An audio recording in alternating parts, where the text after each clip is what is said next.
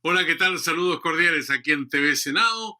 Profundidad de campos, una vez más, para encontrarnos esta vez con el senador Juan Ignacio Latorre Riveros.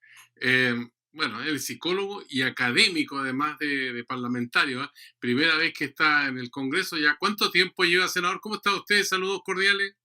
Hola Sergio, ¿cómo estás? También un saludo cordial. Llevo 3 años y unos meses, 3 años y 3 meses, algo así, desde que asumí. O sea, le queda su tiempo, todavía puede respirar con tranquilidad, porque los desafíos electorales hoy día están a la orden de cada jornada prácticamente. ¿Eh? Sí, pero ojo con la incertidumbre y yo en ese sentido estoy muy abierto a lo que pueda decidir el proceso constituyente, porque se viene toda una discusión sobre si Congreso unicameral, sistema parlamentario, si sigue el Senado tal cual, los tiempos, los artículos transitorios, así que hay que estar abierto y creo yo también con mucho desprendimiento de lo que ocurra en la nueva constitución. Con respecto a la convención constitucional que comienza a funcionar este 4 de julio, se ha debatido acerca de qué características tiene en términos globales, que sería como una especie de cuarto poder, aparte del Ejecutivo, el Legislativo y el Judicial. ¿Es tan así de acuerdo con el contenido de la ley que creó esta instancia de participación ciudadana y donde se eligieron 155 constituyentes con paridad de género, con representantes de los pueblos originarios, en fin? A ver, yo creo que efectivamente el órgano constituyente tiene un poder hoy día muy potente. Hay que tomarle el peso histórico que implica que un órgano constituyente de estas características, paritario, con pueblo originario, con independientes, van a redactar por primera vez en la historia de Chile una nueva constitución democrática que después tiene que ser refrendada en un plebiscito de salida con voto obligatorio. Y además estamos en una coyuntura, ¿no?, electoral presidencial, donde también le va a tocar al próximo gobierno convocar ese plebiscito, acompañar el proceso y comenzar a implementar también los cambios que habilite la nueva constitución.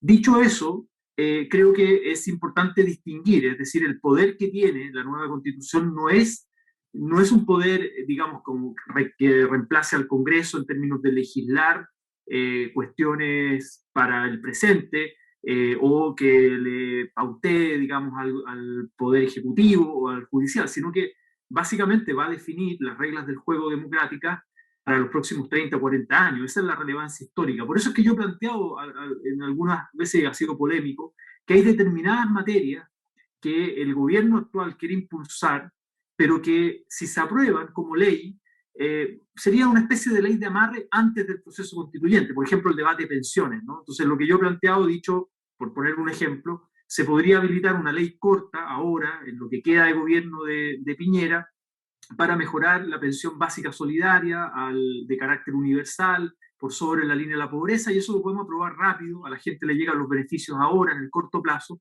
pero dejemos para el proceso constituyente la discusión de fondo más estructural, ¿no? Si sistema mixto, sistema de reparto, sistema público, si sigue la FP o no, porque ahí se va a dar una discusión sobre el tipo de seguridad social que necesita Chile y eso implicará una nueva ley de seguridad social. Entonces, ¿para qué aprobar algo ahora, en lo que queda de gobierno de Piñera, además con todo el problema también de legitimidad política del actual gobierno, de derrota política, electoral, etcétera, donde creo yo que ya no está en condiciones para impulsar su programa eh, a puertas de este proceso constituyente? Es un debate abierto. Yo he planteado mis puntos de vista en algunas materias, sobre todo controversiales, que están abiertas todavía en el actual ciclo legislativo.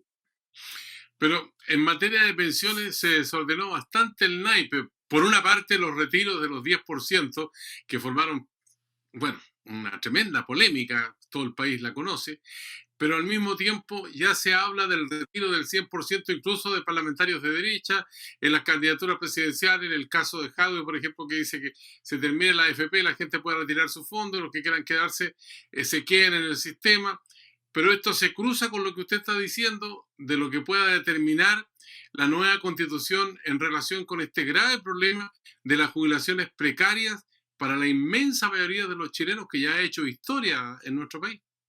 Absolutamente, Sergio. Por eso es que el debate es complejo y implica ver las distintas aristas, ¿no? Por un lado, hay quienes plantean que hay que seguir fomentando los retiros parciales para la crisis social y económica derivada de la pandemia. Otros decimos, mira, recién aprobamos el IFE, el ingreso familiar de emergencia, por sobre la línea de la pobreza, hagamos uso de esos recursos públicos en vez de estar usando los fondos de pensiones, que es una medida que además esta es una lógica individualista porque cada cual se rasca con sus propias uñas, ¿no? Versus una lógica más solidaria. Dicho eso, está el debate sobre el cambio de un sistema de pensiones y qué pasa con los actuales fondos. Nosotros planteamos que no necesariamente hay que tocarlos, porque eso puede servir de base también para las futuras pensiones, vía fondos de reservas técnicas, vía administración pública, pero considerando las cuentas individuales de lo que cada uno tiene ahorrado hoy. Distinto es el caso para las futuras cotizaciones, que ahí nosotros consideramos que debe ser, nosotros digo desde el Frente Amplio, debe ser un sistema contributivo solidario, administrado públicamente, con un sistema de reparto, pero con reservas técnicas. Es decir, es una discusión compleja, no es fácil, que además involucra, creo yo, la decisión personal, individual de la gente, donde tú le des la libertad para decir, mira, me quiero quedar en las FP, en las cuentas individuales, o bien traslado mi fondo a un sistema público administrado por otra entidad. Esa discusión, creo yo, insisto, no se tiene que dar ahora, antes de del proceso constituyente y de lo que queda del gobierno de Piñera, sino que dejarlo para el siguiente ciclo, digamos. A ver, si uno mira el calendario, se da cuenta que tenemos elecciones en noviembre de toda la Cámara de Diputados y la mitad del Senado. Eso por una parte. Los diputados duran 4 años, los senadores 8 años. Pero al mismo tiempo, la constituyente va a terminar su trabajo por allá por el 2022, con gracia, y vendrá después un plebiscito de salida. Por lo tanto, ese plebiscito de salida puede aprobar o rechazar la nueva constitución que se haya elaborado. A partir de ahí recién se comienza a implementar, pero vamos a tener un parlamento que va a estar vigente.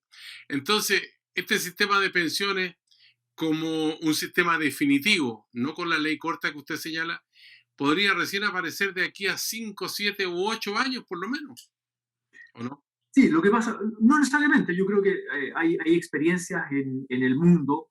La OIT recogió un estudio muy reciente de distintos procesos de desprivatización del sistema de pensiones, ¿no?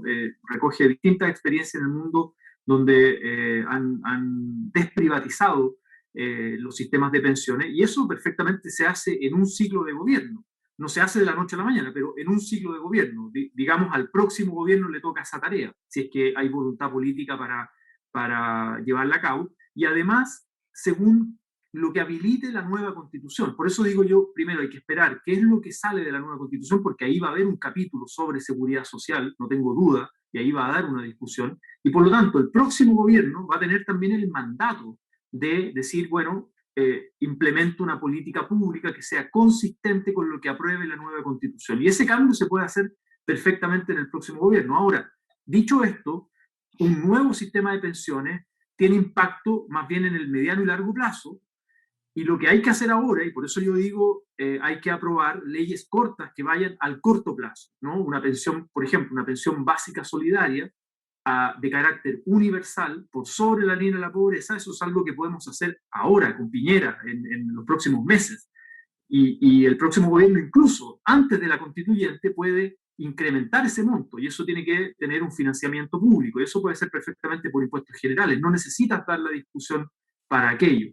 En el fondo, un sistema de seguridad social tiene 3 pisos, ¿no? Un primer piso de seguridad social con una pensión básica solidaria y con impuestos generales. Un segundo piso con una pensión contributiva de los trabajadores y de los empleadores. Y ahí la pregunta es quién lo administra, si es con una lógica solidaria, capitalización individual, mixto o no, etcétera. Esa es una discusión. Y puede haber un tercer piso que es de ahorro voluntario, también, de ahorro voluntario individual. Yo digo, partamos por el piso básico, que en Chile es una especie de subterráneo, ¿no? Hoy día la pensión básica solidaria no es universal y además ni siquiera llega a la línea de la pobreza. ¿Qué pasa con la gente que se quedó con 0 pesos en la cuenta de jubilación, con el primer retiro, con el segundo, con el tercero? Ese problema se va a presentar en el momento en que la gente desee jubilar y no tenga que echar mano. Así es, por eso es urgente avanzar en aquello. Lo hemos pedido desde la oposición. Yo creo que en este punto tenemos diferencias, pero me refiero en el debate de pensiones, pero en cuanto a una ley corta que aumente el pilar básico solidario por sobre la línea de pobreza, yo creo que hay transversal, están los votos, digamos, transversalmente para ejecutar esa política pública y sobre todo, Sergio, además de lo que usted dice con el tema de los retiros, por la crisis, por la pandemia, está los impactos que va a tener en el siglo XXI el mercado de trabajo. Cada vez va a ser más vulnerable o más precario, más inestable la lógica de cotización permanente. Van a haber lagunas previsionales no por culpa de la gente, no porque la gente no quiera cotizar, sino porque el mercado de trabajo va a tener estas inestabilidades por las reformas tecnológicas, digamos, toda la modernización y el impacto de las nuevas tecnologías. Eso va a implicar pérdida de empleo, generación de nuevos empleos. Entonces, eso requiere que el sistema de seguridad social sea pensado en una lógica colectiva, solidaria y no individual respecto de cómo te fue solamente a ti en tu trayectoria laboral en el mercado de trabajo. Senador Juan Ignacio La Torre, usted preside la Comisión de Infancia, integra Derechos Humanos y las especiales de recursos hídricos y zonas extremas. En materia de derechos humanos, entiendo que se ha estado discutiendo o se ha estado escuchando al mismo tiempo las voces del derecho a la información y la libertad de prensa en nuestro país, que tendría un giro en la administración, por ejemplo, del candidato Jadwe, si eventualmente se convierte en presidente de la República, y ha creado mucha polémica, sobre todo lo que dice relación con estos comités ciudadanos que se encargarían de vigilar el comportamiento de los medios de comunicación. ¿Usted lo comparte eso o no lo comparte? No, a ver, yo quiero plantear un punto de diferenciación en el mecanismo, ¿no? Yo creo que hay una mirada compartida en términos de una preocupación por la concentración de los medios, por un lado, la falta de pluralismo en los medios, yo creo que esa es una preocupación, la necesidad de fortalecer una televisión pública, por ejemplo, con determinado, toda la discusión sobre televisión nacional, el directorio, una discusión que hemos dado en el Senado también, esta lógica binominal del directorio, bueno, el fortalecimiento, el financiamiento de esa televisión pública también, que sea basal, que no esté tan sujeta a los mecanismos comerciales de mercado. Es decir, estos son debates que se dan en los países democráticos, en Europa, sobre los medios de comunicación. Y lo que está de fondo es el derecho, que también va a ser un debate en la constituyente, creo yo, el derecho a la comunicación, a la información, a la libertad de expresión. En el mecanismo, tal vez tenemos diferencias con lo que ha planteado Daniel Jadwe. Nosotros con la candidatura de Gabriel Boric queremos reforzar la lógica de también medios, ojo, medios públicos comunitarios, ¿no? Las radios, el rol que tienen las radios, una red hoy día mucho más extensa y obviamente también la televisión pública. Queremos hacer cambios ahí, propuestas. No está cerrado el debate, el debate programático no está cerrado, pero sí hay un horizonte compartido en términos del pluralismo, pero en ningún caso estamos por, desde el gobierno de turno, estar cerrando medios por una discrepancia editorial, digamos. Yo creo que eso no le hace bien a la democracia y ese fantasma creo que no es bueno tampoco levantarlo, digamos. ¿Qué pasaría en el caso, senador La Torre, donde hay integración vertical? Por ejemplo, un consorcio minero que es dueño de un canal de televisión y una radio, o un consorcio frutícola que al mismo tiempo es dueño de una cadena de radios y al mismo tiempo de un canal de televisión. ¿Eso es concebible en un sistema democrático como ocurre hoy día, por ejemplo? ¿O eso habría que cambiarlo? Mi opinión, insisto, este no es un debate todavía cerrado en términos programáticos, creo que hay que escuchar más a las distintas actorías, mirar más también la experiencia internacional, pero mi opinión es que hay que regular, obviamente hay que regular los límites, ¿no? Por un lado, la libertad de expresión es un derecho, pero también el límite que tiene que ver con el derecho a la comunicación, a la información, el bien común. ¿Y cuál es el rol del Estado? Sin pasar por esta lógica o sea, no hay que volver en ningún caso a estas lógicas de gobiernos autoritarios que si no te gusta la línea editorial tú lo censuras, eso no, ¿no? Pero sí favorecer el pluralismo. Y en Chile creo yo, y esto sí está medido en términos internacionales por la calidad de la democracia, uno de los ítems que se mide es la procediendo, ¿no? La concentración de los medios. Creo que es un tema, insisto, a seguir debatiendo, seguir escuchando, propuestas programáticas y regular democráticamente aquello, pero en ningún caso, y lo dejo muy taxativamente, retroceder, digamos, a lo que hacen algunos gobiernos autoritarios que cierran canales porque no les gusta la línea editorial, o cierran diarios, o andan censurando. Eso me parece que es una regresión democrática. Hacemos una pausa, senador Latorre, porque tenemos bastante que conversar, por ejemplo, acerca de derechos humanos en el caso de indultos, aquellos que participaron en manifestaciones, que todavía están presos, no se cumple todavía el tiempo, digamos, de establecer medidas o castigos concretos si es que lo merecen o no, y siguen con recaudo, digamos, en términos complicados, porque están muchos de ellos detenidos, en fin. Y también la situación del Servicio Nacional de Menores, que entiendo que hay una discusión en el Parlamento que se está dando. Volvemos en un instante con usted para seguir conversando aquí en Profundidad de Campos en el canal del Senado de la República de Chile.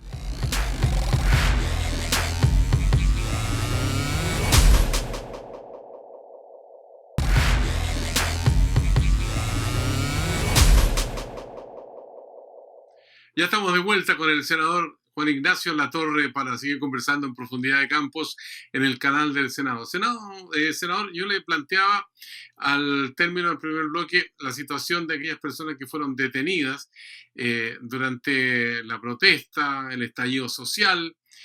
Algunos dicen que son presos políticos, otros dicen que son presos comunes porque cometieron delitos, por ejemplo, incendio del metro, ataques a iglesias y todo eso. ¿Cómo se resuelve ese problema? Porque el reclamo es que hay muchos que todavía están detenidos y no hay una resolución definitiva acerca de qué van a recibir como sanción o si van a quedar en libertad o no. Sí, nosotros cuando presentamos el proyecto de ley de indulto general para el proceso de la revuelta, yo lo presenté el 9 de diciembre del 2020, con el apoyo también de la senadora Isabel Allende, Yasna Proboste, Adriana Muñoz y Alejandro Navarro.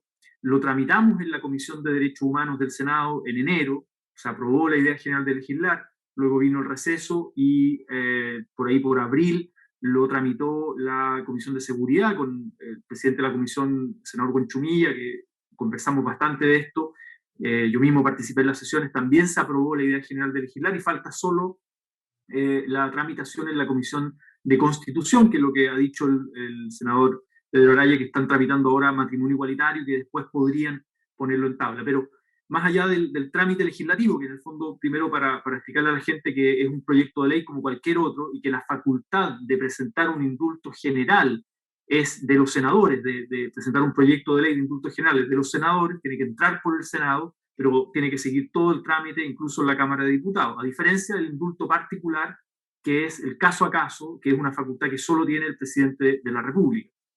Dicho eso, nosotros en el proyecto de ley no hablamos de presos políticos, no aludimos a ese concepto, porque entendemos que es una discusión abierta, cada uno tiene su opinión, hay debates pro y contra, respecto a cómo se entiende la prisión política en democracia, no es solo la prisión, digamos, por prisión de conciencia, ¿no? Como presos de conciencia, por las ideas, sino que también puede haber distintas expresiones de aquello.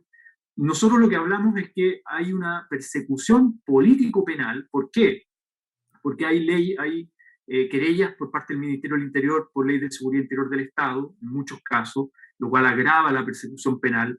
Prisión preventiva larga, excesiva, abusiva, lo ha dicho también la senadora Proboste, la presidenta del Senado. En muchos casos no se justifica una prisión preventiva tan larga, es decir, tener a alguien privado de libertad mientras se está haciendo la investigación sin recibir una condena. Y en muchos casos salen absueltos o salen con alguna condena menor, digamos, menos grave en términos de privación de libertad, pero estuvieron más de un año en la cárcel. En muchos casos también han habido tortura al momento de la detención, y no solo estoy recogiendo los testimonios de los familiares o de las personas privadas de libertad, sino que también de querellas formales por parte del Instituto Nacional de Derechos Humanos y otras organizaciones de derechos humanos, donde hay querellas formales por tortura. Entonces, todo eso configura un escenario en un contexto de estallido social, de revuelta social, donde hubo también una gran represión y masiva y grave violación a los derechos humanos. Por eso nosotros planteamos en el fundamento del proyecto de ley de indulto, que es una medida excepcional frente a una crisis excepcional también, y que tiene que ver con un momento constituyente que también está viviendo de reconstrucción de vínculos, de un pacto social, y tiene que ver con esta lógica humanitaria también de perdón en aquellos casos que haya efectivamente una condena. Pero el proyecto de ley circunscribe un catálogo de delitos. Nosotros dejamos fuera algunos delitos de sangre o de homicidios, etcétera, y básicamente son delitos cometidos de desórdenes públicos en contexto del estallido social. Ese es el contexto del proyecto. Senador, en materia de derechos humanos, bueno, hay una nueva institucionalidad, se ha hablado bastante de eso, para el Servicio Nacional de Menores. Hay decenas de niños y niñas que están bajo el alero de esta institución, algunos organismos a cargo del Estado directamente, pero otros tercerizados en manos de particulares. A su juicio, ¿ha cambiado la situación real de esos menores, de esas niñas, de esos niños que están internados allí? ¿O seguimos igual que antes a pesar del cambio que hubo en la legislación? Sí, a ver, se cambió el Sename y hay un cambio de nombre y con algunas atribuciones, mayor fiscalización, pero también quedó muy abierta la posibilidad, sobre todo para las organizaciones colaboradoras, de seguir participando de recursos públicos, ¿no? Muy cuantiosos para la prestación de servicios de atención especializada a niños, niñas y adolescentes en contexto de vulnerabilidad, de exclusión social, pero donde creo yo falta mayor fiscalización por parte de, o supervisión y facultades mucho más consistentes, digamos, por parte del Estado. Y por otro lado estaba pendiente el sistema de garantías de la niñez, que tiene que ver con una nueva concepción de entender a niños, niñas y adolescentes como sujetos de derecho, ya no como objetos de protección, en esta lógica adultocéntrica, digamos, y paternalista con la infancia, sino que de entender que son sujetos de derecho, que hay que promover su desarrollo integral, físico, psicológico, social, de mecanismos de participación en la sociedad, más allá del voto, digamos, ¿no? Que no puedan votar, sino que puedan participar de la sociedad democrática, y sobre todo el concepto de autonomía progresiva, que a ciertos sectores de la derecha, a ciertos sectores más conservadores que amenazaron con vetar algunos artículos de la nueva ley de garantía, justamente les asusta esta concepción de autonomía progresiva, es decir, que van, en la medida que van creciendo, ¿no? En su etapa de desarrollo, van evolucionando, van adquiriendo mayor autonomía, y el mundo adulto tiene que respetar también esa autonomía progresiva de los niños, niñas y adolescentes. Entonces, Perdón, ¿se pusieron metas, hay rendición de cuenta en algún momento? ¿O esto queda al libre albedrío y alguna vez se verá si hay problemas graves, ahí recién se comienza a reflexionar acerca de si estuvo bien la ley o no? No, hay un sistema de supervisión, hay un sistema más estricto que el que había antes, digamos, de fiscalización, hay sanciones también más estrictas, pero sigue habiendo una lógica muy pro participación de colaboradores del Senado que sabemos tienen una historia larga de malos tratos, de abuso, de vulneración de derechos. Entonces, nada nos garantiza que por el cambio legal esas prácticas vayan a cambiar. Y por eso es que hay que fortalecer, por ejemplo, la Defensoría de la Niñez, que es una institución nueva de derechos humanos para la infancia, pero que lleva poco tiempo y que todavía le falta implementar las oficinas regionales en todo el país, y eso implica más recursos. También ha habido una falta de voluntad política de este gobierno de incrementar, digamos, de hecho le quitó recursos en la última ley de presupuesto a la Defensoría de la Niñez, y siempre anda peleando con la Defensora de la Niñez cuando se tiene que entender que es un órgano autónomo de derechos humanos, lo mismo que el INDH. Ni la Defensora de la Niñez ni el INDH tienen que responder al gobierno de turno, sea de derecha, de izquierda, de centro, da lo mismo. Ellos tienen que responder a su rol de supervisión de los derechos humanos, en este caso de niños, niñas y adolescentes.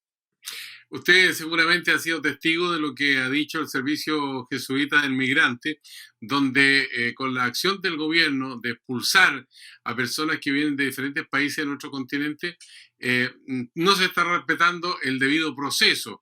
Hay gente que fue expulsada en los últimos días, algunas por resolución judicial, otras por razones administrativas. Incluso se da el caso, según este mismo Servicio Jesuita del Migrante, de una resolución judicial en que no se podía expulsar a unas personas, bueno, y la policía de investigaciones los soltó en la carretera y los dejó ahí al libre albedrío. Entonces, este problema, ¿cómo lo están enfocando en el Congreso? Porque aquí nos da la impresión que hay una urgencia tremenda de resolverlo, porque son vidas humanas, al fin y al cabo, son familias, en fin, y el gobierno argumenta que hay muchos delincuentes que entran por pasos ilegales, que desafían a la autoridad.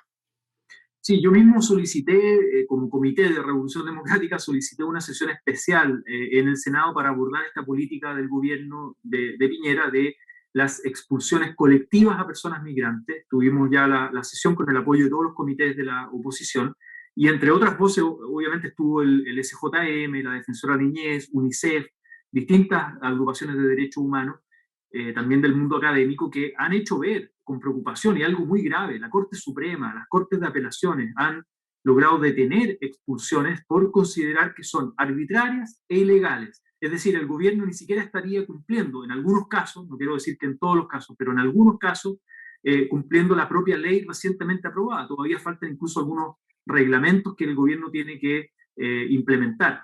Y porque creo yo que está confundiendo el Ejecutivo actual, el gobierno actual, está confundiendo personas que ingresan a Chile por pasos no habilitados, que sería una falta, digamos, de tipo administrativo en la política migratoria o la ley migratoria, con delitos graves que pueden tener que ver con tráfico de drogas o tráfico de personas, ¿no? Que son gravísimos y que pueden ameritar una expulsión. Yo no estoy en contra a priori de la herramienta de la expulsión. De hecho, las buenas prácticas en Naciones Unidas, el marco de Naciones Unidas para el pacto de una migración ordenada y regular, establece que la migración debe ser el último recurso, pero con un debido proceso, con el derecho a ser escuchado, ser oído por los tribunales, analizando el caso a caso, poniendo el interés también de los niños, niñas y adolescentes, el interés superior, y no ser una política arbitraria, ilegal, vulneratoria de los derechos humanos, y respetando la dignidad de las personas. Y algo que me parece muy grave también es este acuerdo comercial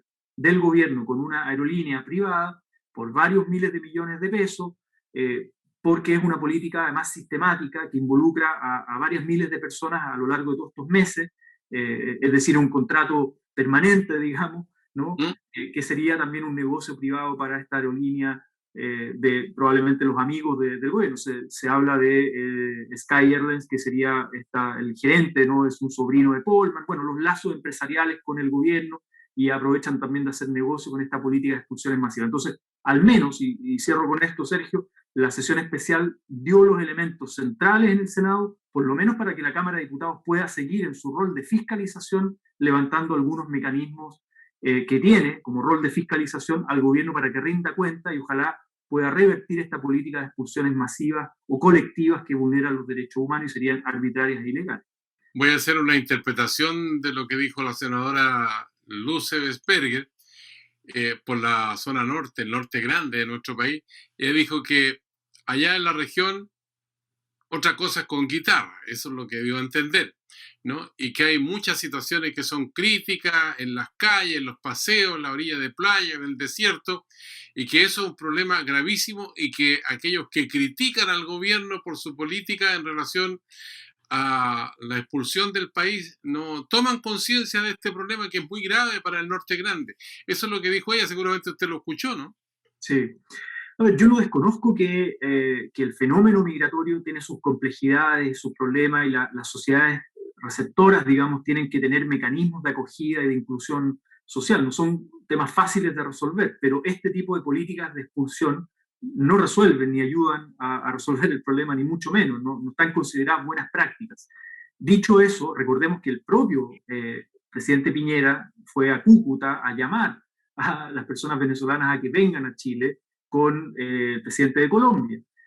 Y las personas, bueno, han venido a Chile, han solicitado refugio, en muchos casos no les han dado y ahora hay una política de expulsión. En la mayoría de los casos son personas de Venezuela, hay también de otras nacionalidades. ¿Qué han hecho otros países? Han dado estatus de refugio transitorio o mecanismos de regularización migratoria para miles de personas de manera transitoria, pero por un periodo importante de tiempo, además considerando que estamos en pandemia, países del cono sur, porque esto requiere, el fenómeno de la migración requiere también colaboración internacional, cooperación internacional. Lo que ha hecho el presidente Biden en Estados Unidos, cambiar la política de Trump respecto a las personas migrantes, que también implicaba expulsiones, que acrecentaba el discurso del odio al migrante, ¿no? De la xenofobia, que no le hace bien a la sociedad chilena. Nosotros recordemos, tenemos más de 1 millón de chilenos en el mundo, repartidos en distintos países. Queremos que los traten con dignidad, con respeto, a sus En el derechos. momento que se escucha dice, oye, si la gente está pasando hambre acá, angustia, no recibamos más gente que viene de afuera a pasar hambre y a vivir la misma angustia que viven los de acá. Eso lo he escuchado yo varias veces. Sin duda, y se comprende aquello, y por eso también hemos solicitado ayudas sociales extensivas con mayor protección social, como el ingreso familiar de emergencia y otros, en este contexto de pandemia, que la gente no se rasque con sus propias uñas. Eso es algo complementario que se puede hacer, pero la migración no la vas a cerrar. Por más que incluso cierren las fronteras, las personas van a seguir ingresando, y lo que tienes que hacer es favorecer la regularización, no la ilegalidad, no la clandestinidad, y tampoco vas a poder expulsar a todas las personas que llegan a Chile. Entonces es una política mediática muy controvertida, vulneratoria de los derechos humanos, que además no está respetando ni siquiera la ley, como lo están diciendo los tribunales y la Corte Suprema. Entonces me parece que el gobierno está jugando muy al filo, ¿no? Porque sabe que le puede dar algunos réditos de corto plazo en las encuestas, ¿no? El ponerse en contra de las personas migrantes que ingresan por pasos no habilitados, pero yo creo que no es una política sana para la convivencia democrática en nuestro país. Hay dos cositas que le quiero plantear al final de esta conversación, una chica y otra grande. La chica, vecinos y vecinas de Los Molles, por ejemplo, que pertenecen a la región de Valparaíso, presentaron un recurso de protección en contra de edificios que se construyen en zona inundable y cercano al humedal estuario de Los Molles, que busca ser reconocido como humedal urbano.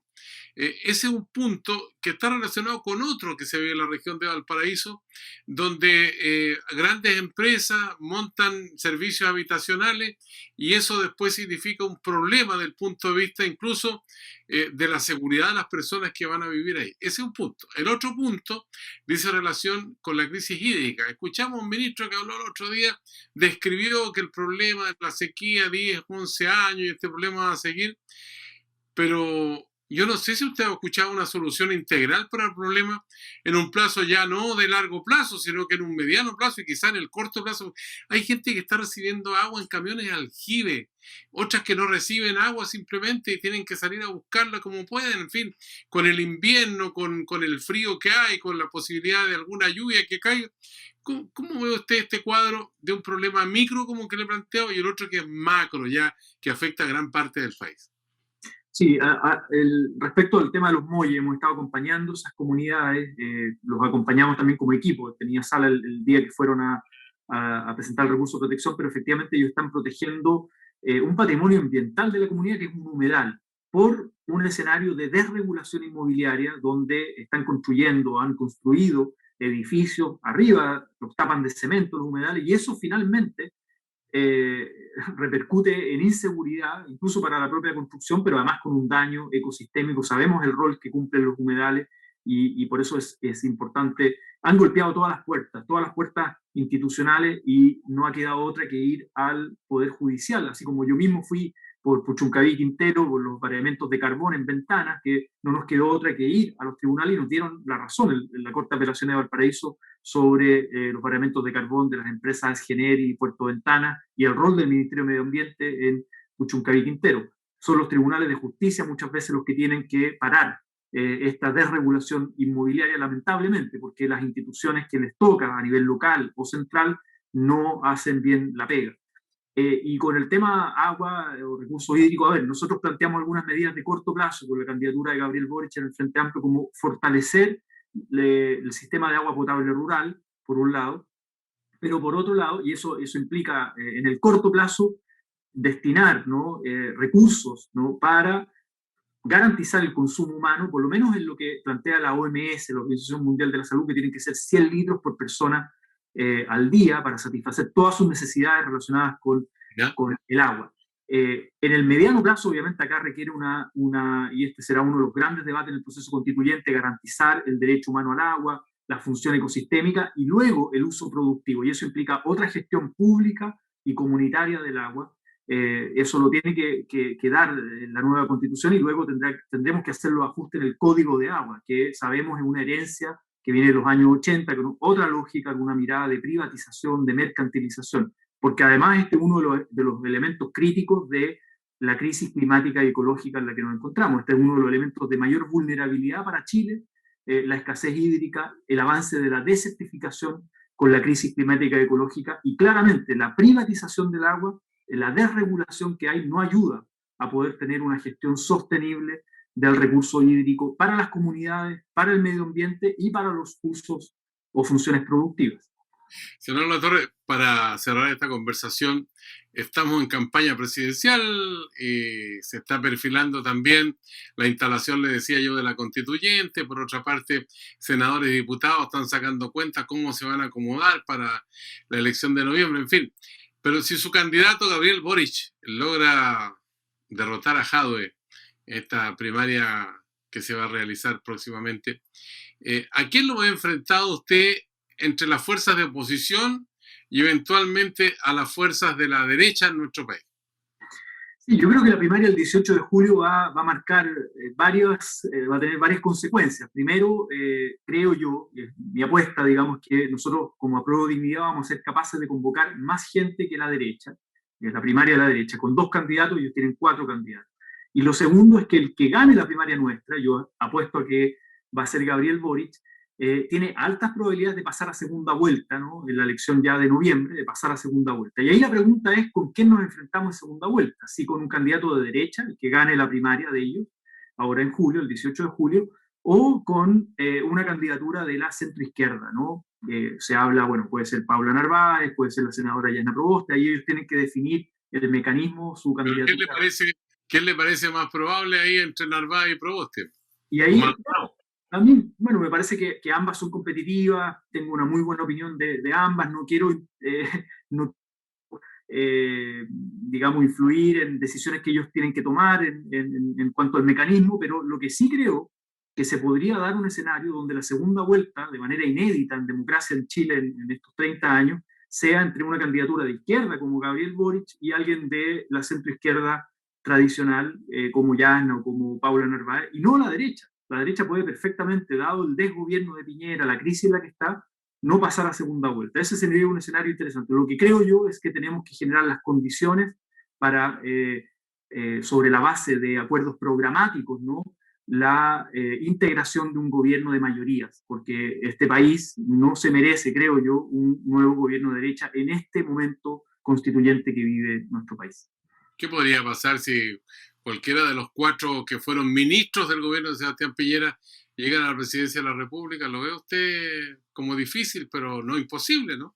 No hay que descartar ningún escenario. Esto es un escenario democrático, de competencia, lo define la ciudadanía, pero me parece a mí que le haría mal a Chile, me parece a mí que no sería un escenario favorable para el proceso constituyente, no sería un escenario favorable para incluso la paz social, para recuperar la paz social y la gobernabilidad, una gobernabilidad transformadora, ¿no? Yo no estoy diciendo que hay que volver a la gobernabilidad de los años 90, sino que propia del siglo XXI, de profundización democrática. Yo no veo que ninguna de las cartas de la derecha pueda garantizar eso en el siguiente ciclo, insisto, constituyente que estamos viviendo como pueblo de Chile.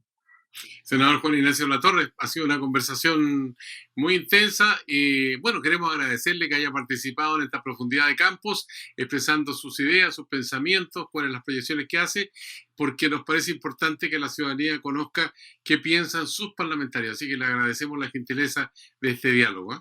Muchas gracias, Sergio, por la invitación y la conversación. Que esté muy bien. A usted que sigue estos programas en el canal del Senado, en Profundidad de Campos, le decimos hasta la vista.